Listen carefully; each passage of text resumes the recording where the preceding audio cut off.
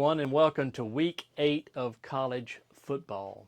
We have a special guest with us today. Andy King is going to be in the chair today, so let's talk to Andy a little bit about what's in store for Week 8.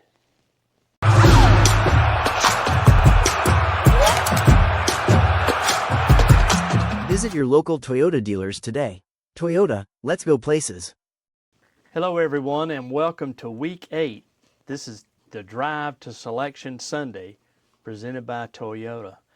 James is not here this weekend, but we're so happy to have Andy King with us, who is our chairman of the selection committee. Thank you. This year, and former chairman. So we're going to talk a little bit about the week's games coming up, but we're also going to talk about a little bit teams that may be in play, may not be in play as we enter past the halfway point of the college football season. But Andy, it's great to have you with us this week. Thanks. I've really enjoyed this part of the season because it's the time where you start, mixing and matching the board, and it gets a little more clarity in terms of the, who we could potentially have here. So it's now it gets exciting, because we can kind of see who we might get. No doubt. Yeah.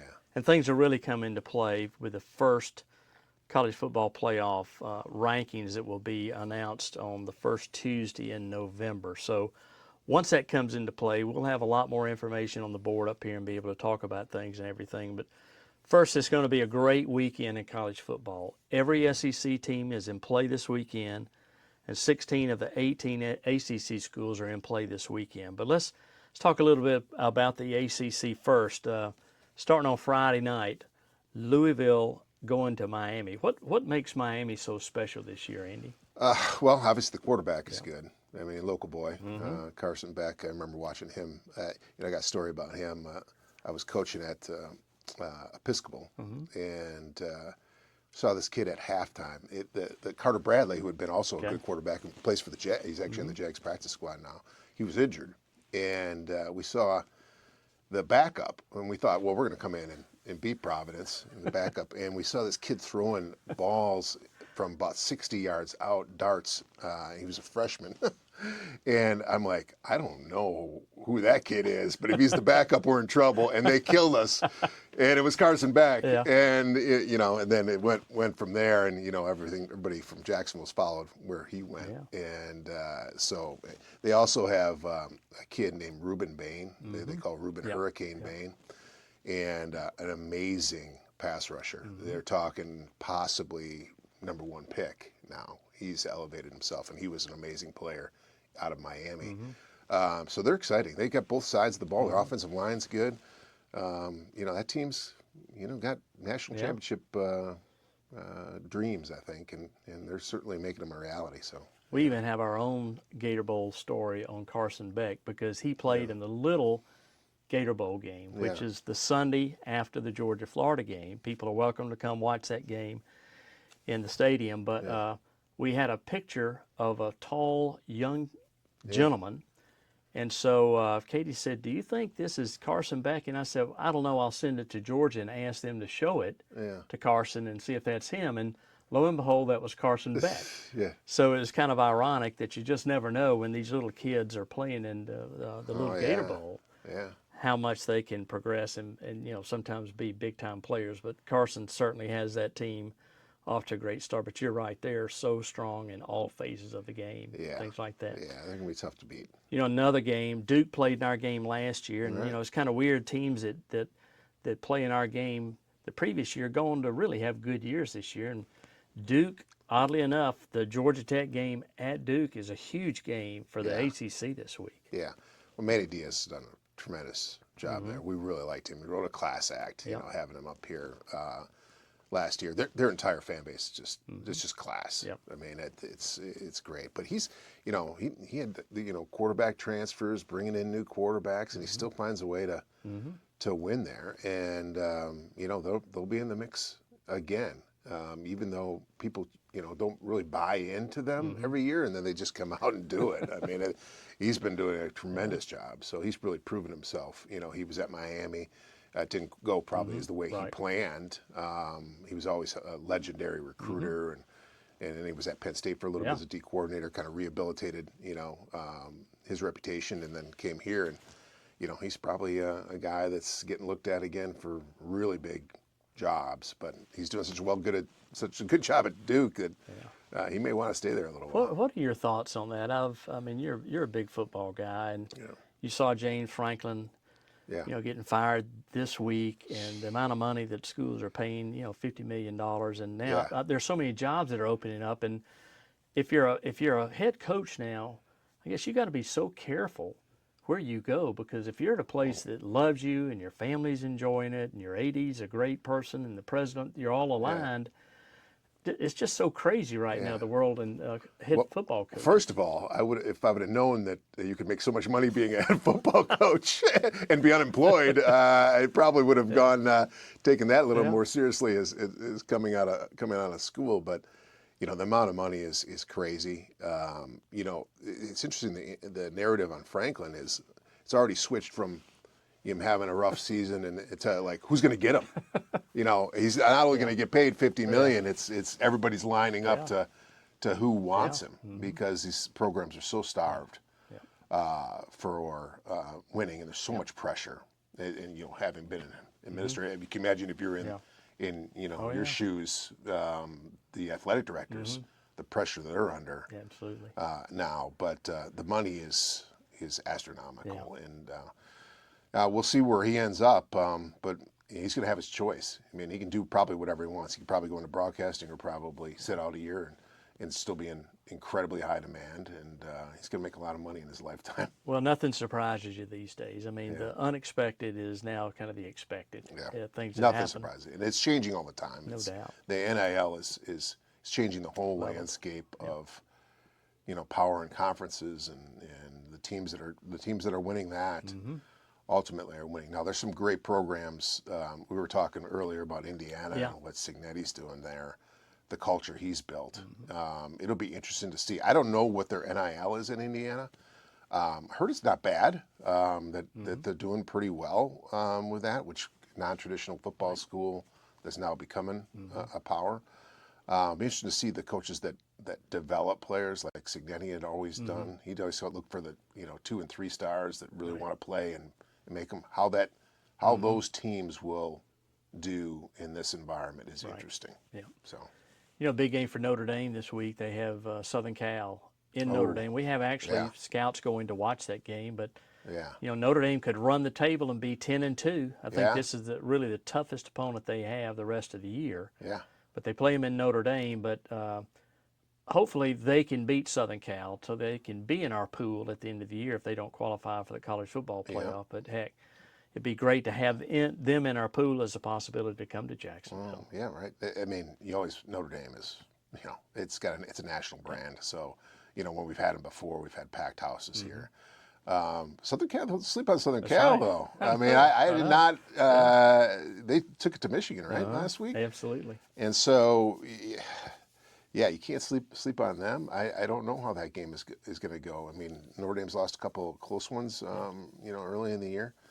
But that's Notre Dame's a team that every bowl game drools for. I mean, because you're just going to get such a TV audience, and they travel well, and it's great. So they're in the mix. So we'll see how it turns out, but that'll be a game to watch for us. No doubt. I'm sure.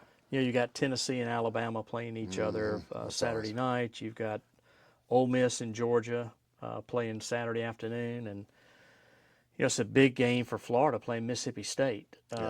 What do you think about that game and the importance it is for Florida to win that game at home against Mississippi State in light of everybody else they have left on their schedule? If you listen to the media, it's very important, especially the Florida Gator media. We have friends. We have quite a few friends that attended that university and are in sports media, and they're at the door, kind of. I love Billy Napier. I've met him a couple of times, and he's just a great person. And he's built a good program. For whatever reason, though, it just hasn't, quite translated the way that they wanted it to. And Mississippi State's a team that they think they should definitely beat at home. So it's a must-win, I think, for the Gators. I think so, no doubt. too. Well, we mentioned earlier we have some teams that probably aren't going to qualify, and by that I mean have 6 wins, because you got to have 6 wins to even be in the discussion. But even as we looked at last year with Ole Miss and Duke, both those teams had 9 wins. So I think to get in our game now, you're going to have, 8, 9, or 10 wins. Yeah. And if you look at it from the ACC side, you've got Miami. I think everybody's already put them in the college football playoff. But I think you got Georgia Tech lurking. They've got a tough game, as we mentioned, at Duke. But if they play out, I mean, they could have 11 wins going into the Georgia game and maybe qualifying for the ACC championship game. But it's really going to be an interesting dynamic in that as far as the ACC. But some teams are not going to make it, like Boston College and Stanford are going to struggle. Right. But the SEC is a little bit different because you've got so many teams up in the college football playoff now. 6. I don't think they'll end up with 6. And then you've got 4 or 5 teams that probably aren't going to make it, like Arkansas is probably not going to make it. Right. Kentucky's not going to make it.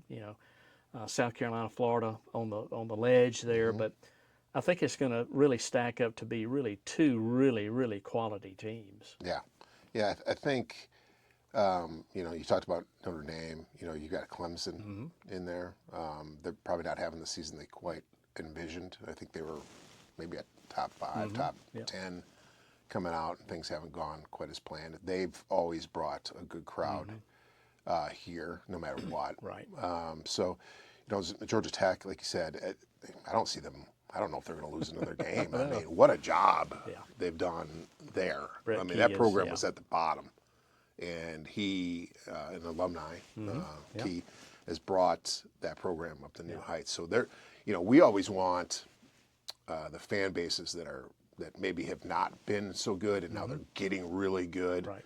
Because there's a lot of passion and a lot of like, hey, we're back, and and they'll travel well. And in Atlanta, of course, easy flight to get here for fans, and so that would be one that would be good. But I honestly, I think they might win themselves out of our game. Right. They're so good. So it'll be interesting to see. I mean, you talk about on the SEC side, there's schools like Auburn, and Auburn's been traditionally a powerhouse over the years, but haven't been quite where they want to be the last few years. So I think that is I've visited that school with my kids a couple times. They all love Auburn, and it's such a feverish fan base. I mean, they're hungry for a win. So I think if they come, they'll travel hard. And there's a lot of Auburn. If you walk around Jacksonville, there's a lot of Auburn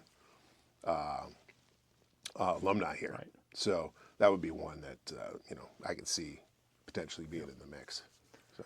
Well, you can see from the board here, there are just a few teams that have already qualified, and as we go through this discussion, we'll have some information there that'll show you who's in play, who's really doing well, who may be in our game, out of our game because they're not eligible. But we'll kind of follow that as we go through the year. But needless to say, it's going to be another exciting one. Who knows what's going to happen? You just can't predict things. Even, who ever thought again that Penn State would lose 2 in a row to UCLA? And now UCLA is hot as a match. I know. So now they're a factor in the Big Ten. It doesn't affect us, but it just shows you how crazy college football can be. Andy, we're looking forward to a great bowl game this year. Our game is the 27th of December, a Saturday night, 7:30 on ABC. So we're so excited about that game day. But we appreciate you being here and thank you. Sharing your knowledge and experience, really from a football side, someone that's actually had hands in the ground and coaching the game. I'm no James, but I'll gladly tag in and substitute for him at some time and do my part. So, but I'm excited about being the chair of the selection committee, and we'll get the group together here in a little bit, start meeting on it. It'll be a lot of fun. Yeah, it's always is. Best. All right. Well, thanks everyone. It's the Drive to Selection Sunday, presented by Toyota. Thanks. We'll see you next week.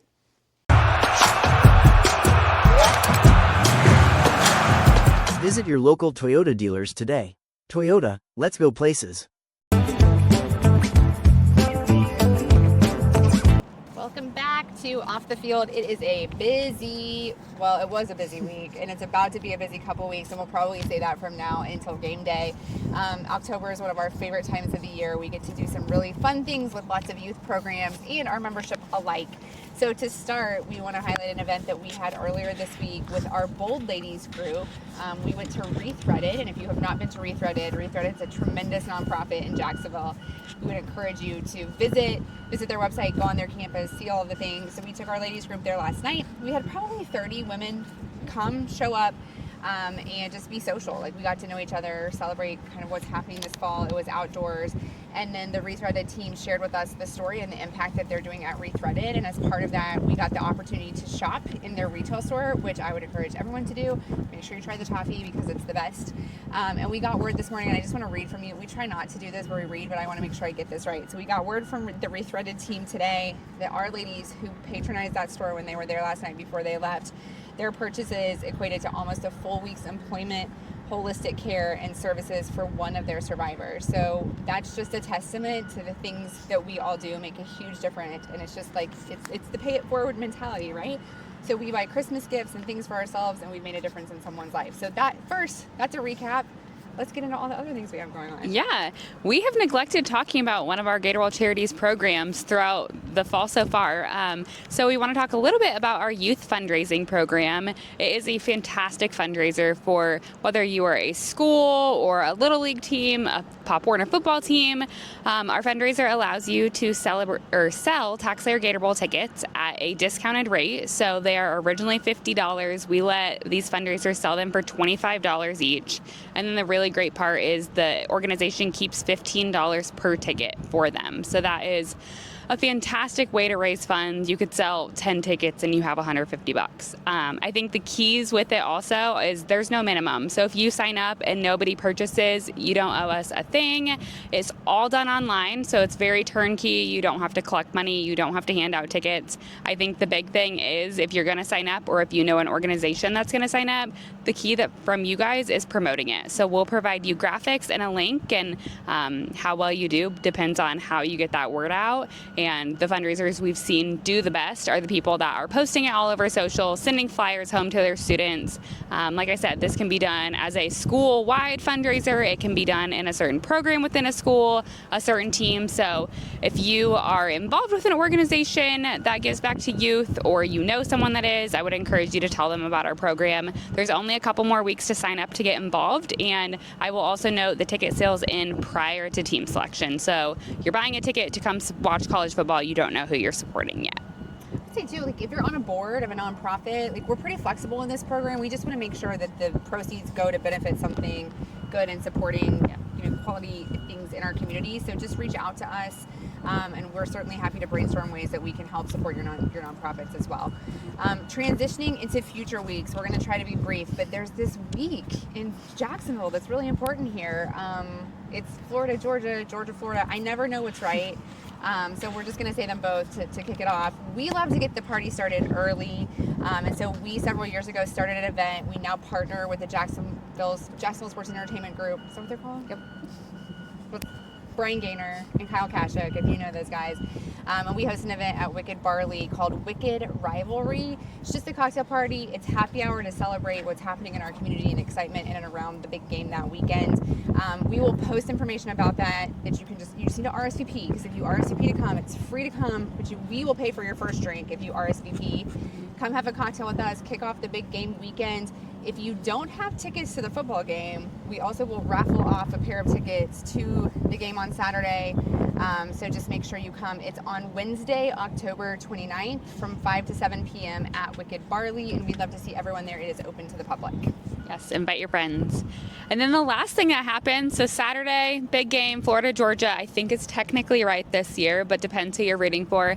The day after the game, we host one of our favorite events of the year, the Little Gator Bowl, presented by WW Gay, and it is the Greater Jacksonville Pop Warner City Championship game. So throughout the day, there's going to be 5 championship games ranging from, I think, 6-year-olds up to 10-year-olds this year, and they're playing on the field at Everbank Stadium. So you'll watch college football football players on Saturday, and then come watch little 6 and 10-year-olds the following day. It is so much fun. It is open to the public. It's an $8 admission fee. We then are able to give back to Pop Warner scholarships for some of their scholar athletes with that money. And it's just so fun to come watch these people. I think you heard Andy and Greg talk earlier in this that there's been some notable players that have played in this game, including a Carson Beck. So you might be watching someone at 6 years old now that you in the future will be a Saturday star. So we encourage you to come. We'll be talking about that for the next couple weeks as well. It's a great volunteer opportunity as well. So if you have kids looking for volunteer hours, have them reach out to one of us and we'll get them involved. But like Katie said, a lot going on right now, and it's only going to get busier. So be sure to keep watching every week, and we'll see you next week.